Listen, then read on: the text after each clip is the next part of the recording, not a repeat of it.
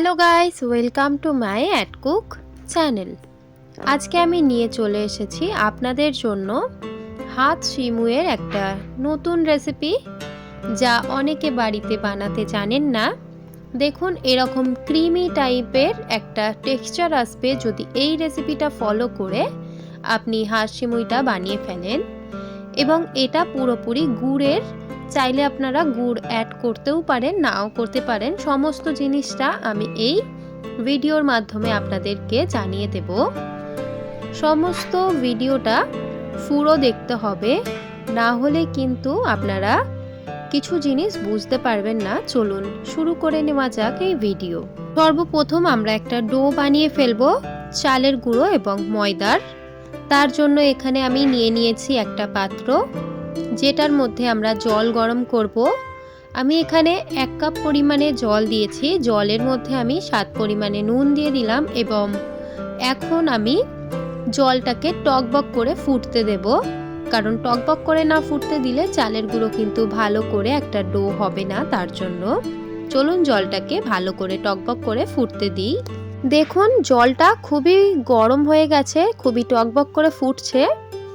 এই পর্যায়ে আমাদের দিয়ে দিতে হবে 2 পিয়ালা চালের গুঁড়ো এবং 1 পিয়ালা ময়দা। এটাই হচ্ছে আমাদের পরিমাপ। যদি আপনারা চালের গুঁড়ো বা ময়দার মধ্যে যে কোনো রকম ভুল করেন তাহলে ডোটা ভালো নাও হতে পারে। এখানে আমি দিয়ে দিচ্ছি 1 কাপ দিয়ে দিলাম চালের গুঁড়ো, আরও আমি 1 কাপ দিয়ে দিলাম। 1 কাপ অর্থাৎ 1 বাটি আমি ধরছি, এখানে 2 বাটি আমি এখানে চালের গুঁড়ো দিয়ে দিয়েছি এবং 1 বাটি এখানে আমি ময়দা দিয়ে দিচ্ছি। গরম টকবক ফুটন্ত জলে আটাগুলো দেওয়ার পর সঙ্গে সঙ্গে কিন্তু যে কোনো একটা হাতা দিয়ে নাড়াচাড়া করে গ্যাসটাকে কিছুক্ষণের জন্য অন করে জাস্ট আমরা হাতা দিয়ে দেখুন এরকম করে আটাটাকে গুলিয়ে ফেলবো জলের সঙ্গে, না হলে কিন্তু আমাদের এখানে ভালোভাবে খামির করা হবে না। এটা যেটা করছি এটাকে খামির করা বলে।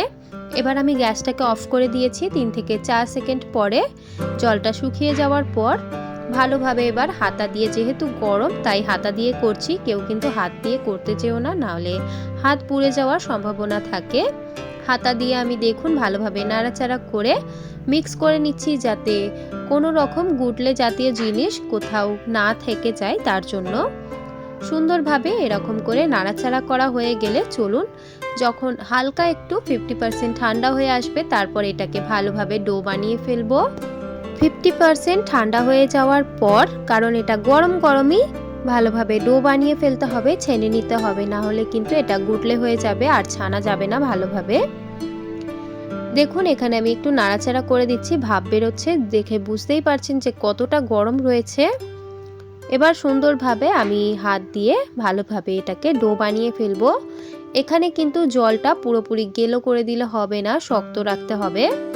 যদি আপনাদের জল পরবর্তী সময়ে যদি দরকার লাগে তাহলে অল্প অল্প করে খাবার জলও দিয়ে দিতে পারেন ডো বানিয়ে ফেলার জন্য। চলুন এবারে আস্তে আস্তে করে সাবধানে ডোটা বানিয়ে ফেলি।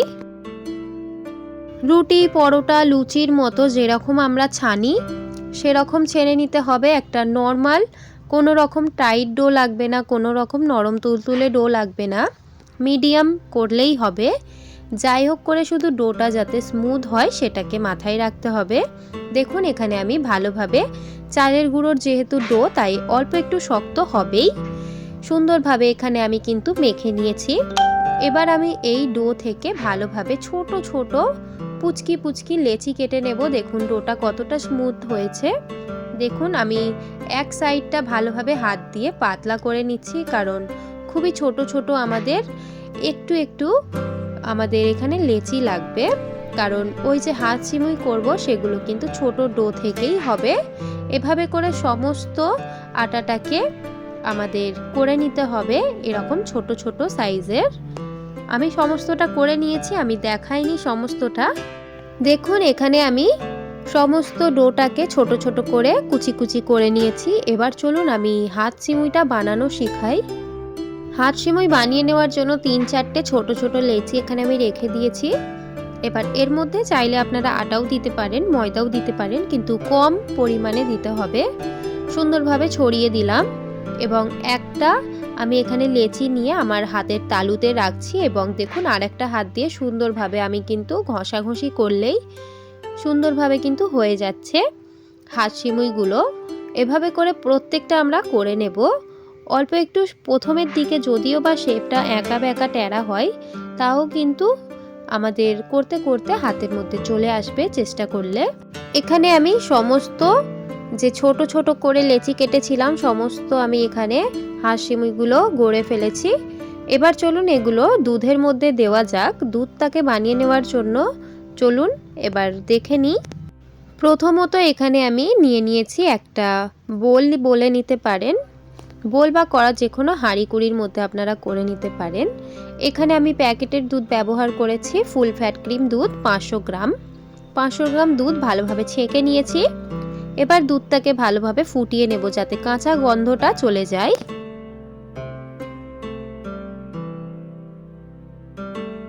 দুধের মধ্যে একবার বলক চলে আসলেই কিন্তু কাঁচা গন্ধটা চলে যাবে, তাই এখানে একবার ফুটে গেছে দেখুন। এবার চলুন কিছু উপকরণ দিয়ে দেওয়া যাক এই দুধের মধ্যে। দুধটা ফুটে আসার পর এখানে আমি দিয়ে দিচ্ছি 1 বাটি এখানে চিনি, কারণ এখানে আমি গুড় ব্যবহার করব, তার জন্য চিনির পরিমাণটা কম রেখেছি। চাইলে আপনারা চিনি যদি বেশি দিতে চান, কম মিষ্টি, আপনারা আপনাদের বুঝে দেবেন। চিনি 1 বাটি দেওয়া হয়ে গেলে এখানে আমি গুড় দিয়ে দিচ্ছি প্রায় 2 বাটি সমান। গুড় দিয়ে দিলাম 2 বাটি সমান। আর গুড় দেওয়ার সময় কিন্তু গ্যাসটাকে পুরোপুরি লোতে রাখতে হবে, না হলে দুধ কেটে যাওয়ার সম্ভাবনা থাকে।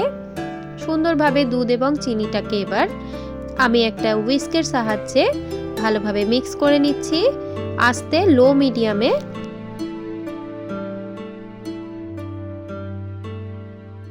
দুধটাকে ভালোভাবে চিনি আর গুড়ের সাথে মিক্স করে নেওয়া হয়ে গেলে এখানে আমি হাফ কাপ দিয়ে দিচ্ছি আমুল দুধ, পাউডার দুধ, যে কোনো কোম্পানির দিতে পারেন। এটা দিলে কিন্তু গাঢ় হয় দুধটা। দিয়ে দেওয়ার পর আবারও মিক্স করে নিচ্ছি যাতে গুটলে না হয়ে যায় দুধের মধ্যে।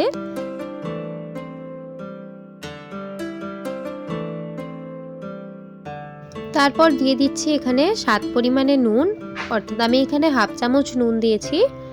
আপনাদের কোয়ান্টিটি হিসাবে আপনারা এখানে নুন ব্যবহার করবেন। সমস্ত উপকরণ দেওয়ার পর কিন্তু একবার করে দুধটাকে ফুটিয়ে নেবেন। তারপর এখানে 2টো লবঙ্গ এবং 2টো এলাচকে ফাটিয়ে দিয়ে দিলাম। সুন্দরভাবে নাড়াচাড়া করে নিচ্ছি। এবার দুধটাকে ভালোভাবে ফুটিয়ে নেব যাতে সুগন্ধ হয় দুধের মধ্যে এলাচ, লবঙ্গ এবং গুড় চিনির। সমস্ত উপকরণ দুধের মধ্যে দেওয়া হয়ে গেলে ভালোভাবে আমি এখানে ফুটিয়ে নিচ্ছি। দেখুন এখানে দুধটাকে ভালোভাবে ফুটিয়ে নিয়েছি। এবার আমি এর মধ্যে দিয়ে দিচ্ছি করে রাখা হাত সিমাইগুলো।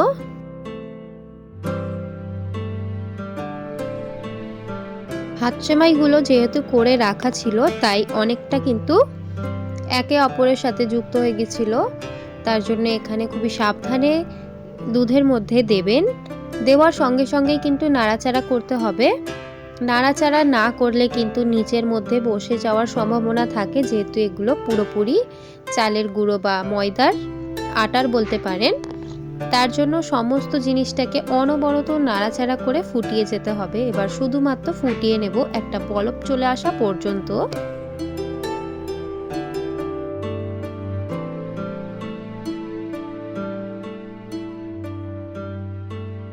সুন্দরভাবে অনবরত নাড়াচাড়া করে নেওয়ার পর 2 থেকে 3 বার আমি বলক তুলে নিয়েছি। দেখুন কতটা ঘন হয়ে এসেছে। এই পর্যায়ে যদি স্ট্যান্ডিং টাইমে রাখা হয় তাহলে আরও কিন্তু ঘন হয়ে আসবে। বেশি আমি এখানে দুধটা ঘন করিনি, নাহলে খেতে ভালো লাগবে না। অল্প একটু পাতলা হওয়া ভালো। আশা করি এই ভিডিওটা আপনাদের ভালো লেগেছে। যদি ভালো লেগে থাকে তাহলে অবশ্যই লাইক, শেয়ার এন্ড সাবস্ক্রাইব করে দেবেন। যদি আমার চ্যানেলে আপনারা নতুন হয়ে থাকেন অবশ্যই চ্যানেলটিকে সাবস্ক্রাইব করে আমার পাশে থাকবেন। আজকে আমার ভিডিওটা কমেন্ট সেকশনে জানাতে ভুলবেন না যে কেমন লাগলো আপনাদেরকে। আজকের এই ভিডিওটা দেখার জন্য অনেক অনেক ধন্যবাদ।